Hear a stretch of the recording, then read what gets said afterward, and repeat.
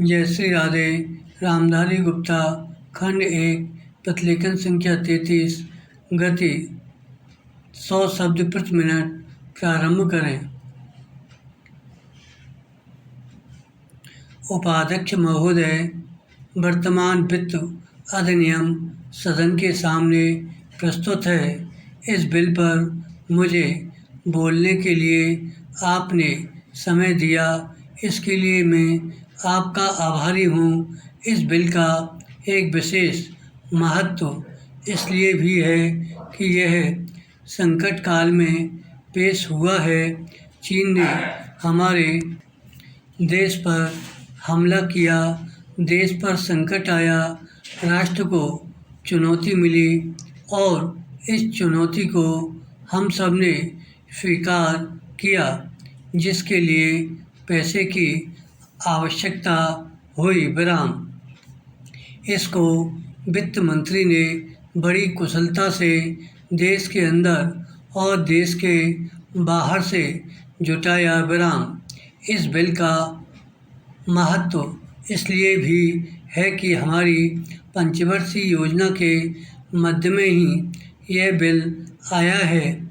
देश में बड़ी बड़ी योजनाएं अभी अधूरी हैं, जिनका पूरा होना देश के लिए बड़ा आवश्यक है। इसके लिए भी बहुत बड़ी धनराशि चाहिए। विराम। देश पर संकट आया और देश जागा। कोने कोने से लोगों ने पैसा और सोना दिया और अपने लड़के तक फौज में दिए। विराम।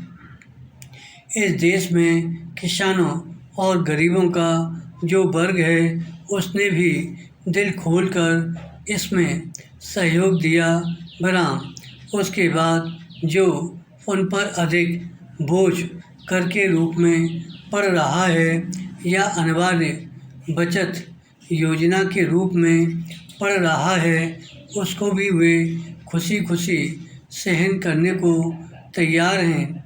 परंतु वे सरकार से भी कुछ चाहते हैं।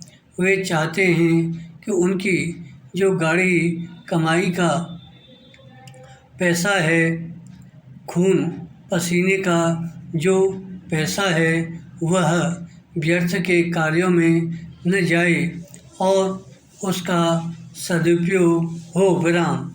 इसके अतिरिक्त उनकी कुछ अपनी दिक्कतें और परेशानियां हैं, जिनकी ओर सरकार का ध्यान चाहिए। विराम। इस आपातकाल के समय में तो उनको इन आए दिन की कठिनाइयों से राहत मिलनी चाहिए। ऋण लेने में और अन्य कार्यों में जो अड़चनें पड़ती हैं, वे दूर की जाएं। विराम। किसान भारत की रीढ़ है। अगर इनको सुविधाएं दी जाएंगी तो देश आगे बढ़ेगा। विराम। पैरा। आज जहां देश के साधारण लोगों ने इस सरकार का हाथ बटाया, वहां एक वर्ग ने, जो कि धनी वर्ग कहलाता है, अपने साधनों के अनुसार सरकार के सुरक्षा कार्यों में सहायता नहीं की। विराम। मैं यह नहीं कहता कि उन्होंने बिल्कुल सहायता नहीं की, लेकिन अपनी स्थिति के अनुसार सहायता नहीं की। जहाँ तक योजनाओं का संबंध है, इस देश को समृद्धशाली बनाने के लिए योजनाओं पर काफ़ी काम हो रहा है। धन्यवाद।